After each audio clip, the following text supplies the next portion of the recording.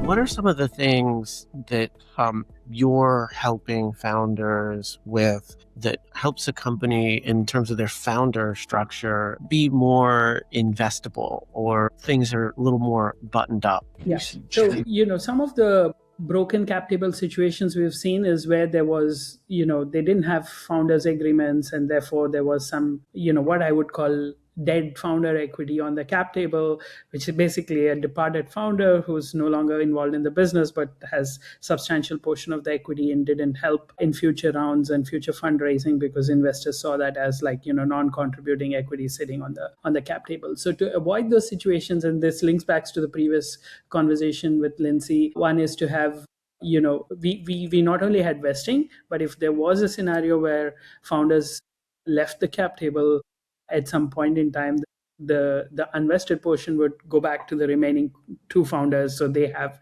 enough equity in the game. And this early investors and VCs like this concept, and they extended that as well. So if any of us departed even after our funding rounds for whatever reason, then the remaining founders kind of had that equity. So there was no scenario in which the business suffered from, for whatever reason, some founder was not able to continue with the business.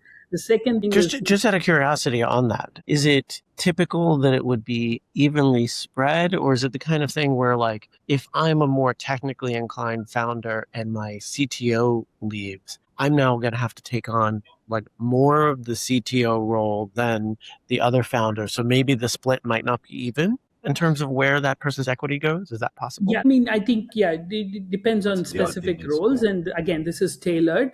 In our case, we said if there is a departing founder, then we were comfortable with the remaining founders getting that proportionate to their existing equity. So we had a total founder equity pool, and it would go back in proportion to others. And now that didn't play out, but we just gamed the scenario and said, let's just make sure the business works, even if one of us had to leave. And this was important because all of us were mid-career professionals starting out, and we were not, fresh out of college starting. We both all three of us were in our 40s when we started the business, and therefore it was important. Life happens, and therefore you may or may not go along with the journey. That was one. Second was our vesting was actually a reverse vesting, or what's called a reverse vesting in this part of the world, which was effectively a clawback in case